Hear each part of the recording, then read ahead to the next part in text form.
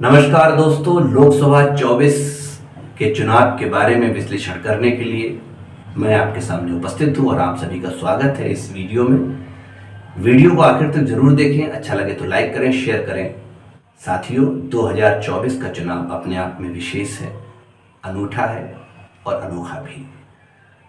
हालांकि चुनाव इससे पहले भी हुए हैं और उसके बाद भी होंगे, लेकिन ये चुनाव अपने आप में कई बड़ी और अहम बातें लेकर आया है।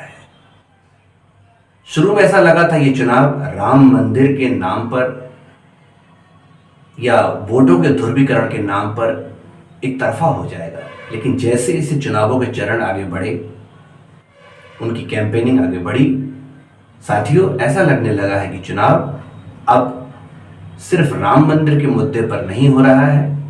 इसमें रोजगार, इलेक्ट्रॉनिक बॉन्ड के खुलासे के बाद भ्रष्टाचार और महंगाई, जो हमेशा से ही हर चुनाव का एक अहम हिस्सा रहा है, इनके ऊपर भी लड़ा जा रहा है। और वोटिंग इन सब चीज़ों के बारे में हो रही है। खासतौर से युवा मतदाता वो रोजगार के नाम पर इस बार वोटिंग करने को तत्पर दिखाई दे रहा है। साथियों, कहीं ना कहीं अंडर करंट में संविधान भी एक मुद्दा बन गया इस इलेक्शन का। ये ग्राउंड पर जाकर दिखाई दिया है। मैंने देश की 543 सभी लोकसभा सीट्स, उनको 6 अलग अलग भागों में बांटा है। आइए उसके बारे में विश्लेषण करते हैं। सबसे पहला जो भाग है उसमें हमारा अपना उत्तर प्रदेश है, 80 सीट्स, महाराष्ट्र है 48 सीट्स, बिहार की 40 सीट्स और झारखंड की 14 सीट्स। इसमें उत्तर प्रदेश ऐसा लगता है कि एनडीए को 50 सीट्स दे सकता है और इंडिया गठबंधन को 30 सीट्स। मैंने अपने हिसाब से कैलकुलेटिव एक आइडिया सोचा है कि यूपी में एनडीए की जितनी सीट्स आएंगी उन्हें आप 5 से मल्टीप्लाई कर लें। अगर एनडीए 50 लेकर आता है तो 250 तक पहुंचेगा, 60 लेकर आता है तो ये 300 पहुंचेगा, और सही मायनों में अगर एनडीए यूपी में 80 सीट्स ले आया तो ये 400 पहुंचेगा। देखिएगा, बाद में बताइएगा ये आइडिया आपको कैसा लगा। एक और इम्पॉर्टेंट फैक्टर यूपी के इलेक्शन का दिखाई देगा। बसपा का जितना प्रदर्शन निराशाजनक होगा उतना ही फायदा इंडिया गठबंधन को होगा, और बसपा जितना अच्छा करेगी उसका फायदा उतना ही एनडीए को होगा। सेकंड नंबर पर बहुत ही इंटरेस्टिंग इलेक्शन देखने का वो है महाराष्ट्र का। सीट्स 48 हिंदुस्तान में सेकंड नंबर पर। जनता के सामने 2 प्रश्न हैं, आखिर असली शिवसेना कौन सी। साथियों, ये लड़ाई उद्धव ठाकरे और एकनाथ शिंदे की नहीं है, ये लड़ाई है बाला साहब ठाकरे की विरासत की। जनता को इस बार फैसला करना होगा कि इस विरासत का असली हकदार आखिर कौन है। और यही कहानी है एनसीपी के साथ। शरद पवार की विरासत के सच्चे वारिस उनके भाई अजीत पवार हैं या उनकी खुद की बेटी सुप्रिया सुले। यहां मुझे लगता है कि इंडिया गठबंधन 28 सीट्स और एनडीए 20 सीट्स ले सकता है। बिहार का इलेक्शन बहुत ही रोमांचक है। क्या सुशासन बाबू नीतीश कुमार ने अपने जीवन की सबसे बड़ी भूल कर दी है? बार बार इधर से उधर आकर उन्होंने हमेशा गेम चेंजर का रोल अदा किया।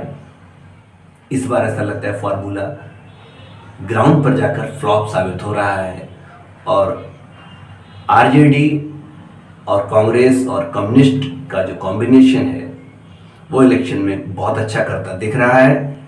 40 में से इंडिया गठबंधन 25 और एनडीए 15 सीट्स जीतता लग रहा है, ऐसा अनुमान है। झारखंड में 50-50 की लड़ाई मुझे दिखती है। तो टोटल 182 सीट्स पर एनडीए और इंडिया कमोबेश पास होंगे। एनडीए 92 और इंडिया 90, 2-4 सीट इधर उधर हो सकती है। सेकंड नंबर पर आएंगे, ये है एनडीए सबसे महत्वपूर्ण और पावरफुल जोन। इसमें 100 सीट्स हैं। एमपी में 29, छत्तीसगढ़ में 11, राजस्थान में 25, गुजरात में 26, हिमाचल में 4 और उत्तराखंड में 5। ये 100 सीट्स में एनडीए 92 सीट्स जीतता लग रहा है। इंडिया शायद 8 सीट ले ले, एक आध कम बढ़ भी हो सकती है। इंडिया को सहारा देगा देश का अगला वो भाग जो दक्षिण है, जहां 129 सीटें हैं। इसमें आंध्रा है 25 seat, Telangana 17 seat, Tamil Nadu 39 seat, Karnataka में 28 सीट्स, केरला में 20 सीट्स। ऐसा अनुमान है कि इसमें इंडिया गठबंधन 88 तक जा सकता है, एनडीए 21 तक जा सकते हैं। एक और इंटरेस्टिंग इलेक्शन देखने को मिलेगा पंजाब, हरियाणा और दिल्ली की 30 सीट्स पर। यहाँ पर ऐसा लगता है कि एनडीए शायद 5 सीट्स तक पहुंच सकता है, एक आध आगे पीछे हो सकती हैं, और इंडिया 25 तक पहुंचेगा। इसके बाद बहुत ही इंटरेस्टिंग एक क्षेत्र बचा है जिसमें बंगाल 42 सीट, उड़ीसा 21 सीट्स, असम में 14 और जम्मू कश्मीर में 5 सीट। ये टोटल सीट 82 हैं। इस 82 में इंडिया 38 और एनडीए 31 सीट्स पा सकते हैं, ऐसा अनुमान है। अदर्स में 13 सीट्स होंगी, जिसमें नवीन पटनायक जी की पार्टी बीजेडी 10-11 सीट्स उड़ीसा में ले सकते हैं। तो ये 523 सीटों का जब आप टोटल करेंगे तो देखेंगे इंडिया 250 के आसपास पहुंच रहा है, एनडीए 240 के आसपास पहुंच रहा है। बाकी की जो 20 सीट्स बची हैं छोटे छोटे राज्यों में हैं, केंद्र शासित प्रदेशों में हैं, इन्हें अगर 10-10 बराबर बांट दें तो कुल मिलाकर इंडिया गठबंधन और एनडीए गठबंधन में 10 सीट्स का अंतर दिखाई देगा। ये इंडिया गठबंधन 260 तक पहुंचता दिख रहा है, एनडीए 250 तक पहुंचता दिख रहा है, अदर्स की सीट्स 33 हैं जो गेम चेंजर्स होंगे। तो कुल मिलाकर इस आकलन का 2-4-5% इधर अगर हम कर भी दें, एनडीए नंबर 1 पर आ जाए, इंडिया नंबर 2 पर आ जाए, एनडीए की 260 हो जाए या इंडिया की 250 हो जाए, कोई फर्क नहीं पड़ेगा, क्योंकि वो 33 जो हैं वो गेम चेंजर साबित होंगे।